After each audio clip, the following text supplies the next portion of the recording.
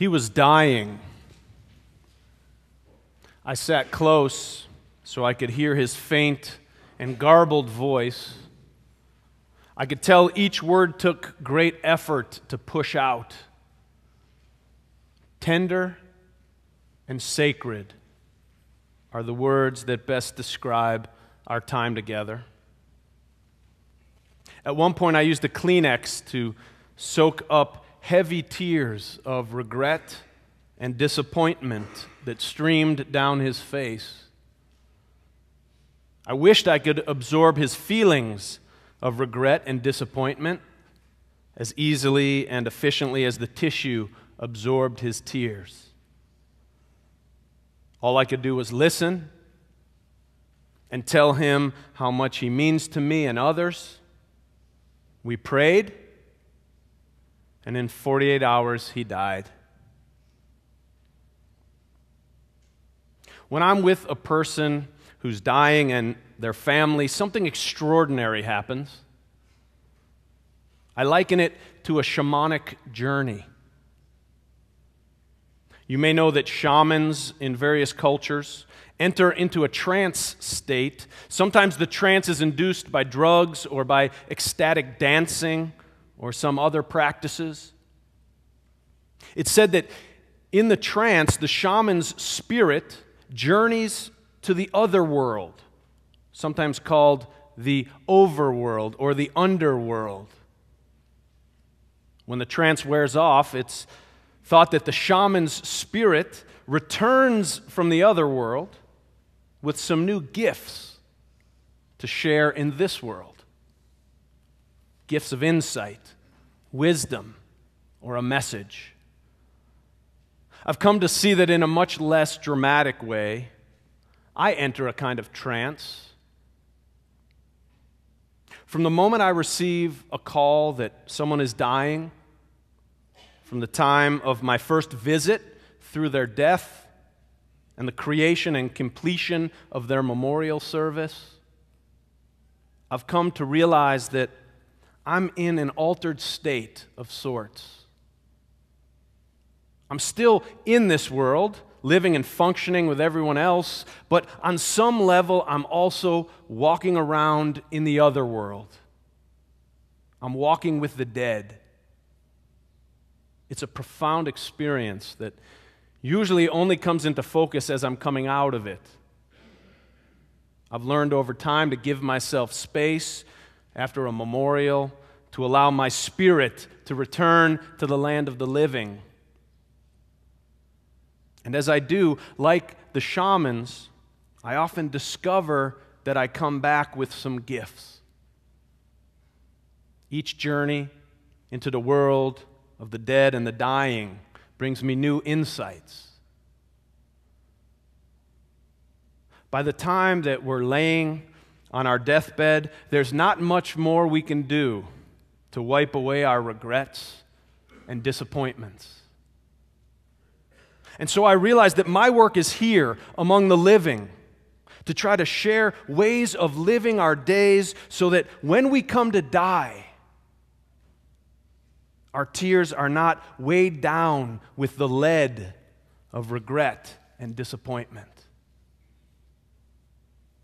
The image that comes to mind is of a piece of fruit.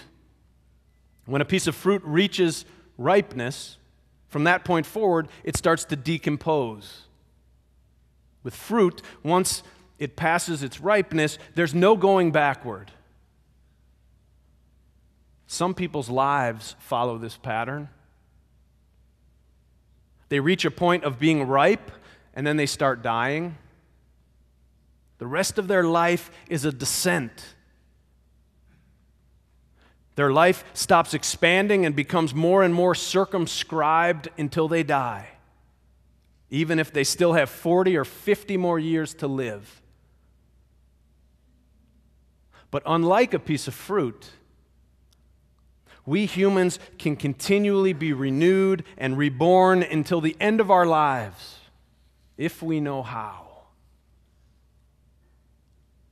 Now, I'm sure you've met people, as I have, who remain ripe and alive and growing into old age and right up until their final breath.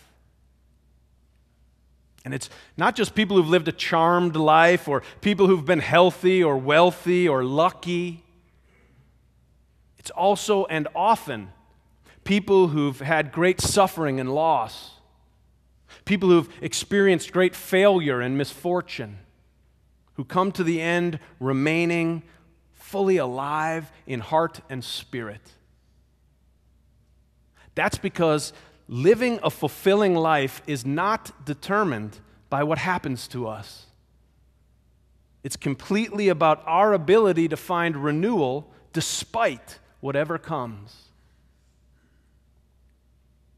Living a fulfilling life is not determined by what happens to you.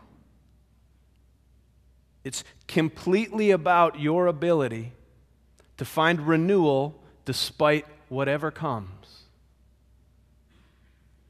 No matter how old we are, how smart we think we've become, or how bad we've had it, we can still grow more, love more, and be renewed. Easter's Holy Week and Passover, which are both celebrated this week all over the world, are filled with stories and rituals that are meant to teach us the secret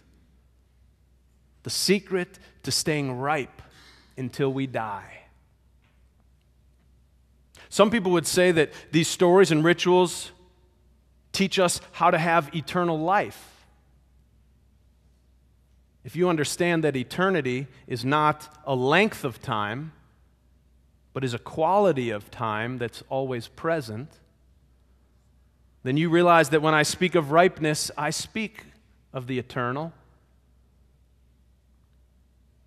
We all experience eternal moments. Sharing final words of love with someone we care about is an eternal moment. Holding their hand as they take their final breath is an eternal moment. Watching a baby being born is an eternal moment. In these moments, we hear people say, it's as if time has stopped. And for the rest of our lives, we can recall those experiences as clearly as if they had just happened. Kissing a loved one just before they go under anesthesia for an operation is an eternal moment. Or as they go off to war. In fact, each moment is imbued with eternity if we have the presence of mind to recognize it. Many mistake eternity for being a duration of time, when eternity is really a quality of time that is present in every moment. And that's why I can say yes. The lessons of Easter and Passover can show us the way to an eternal life. Indeed, that is the point. So if you're one of those people who is completely baffled by the meaning of Easter, pay attention this year because you're missing something very important.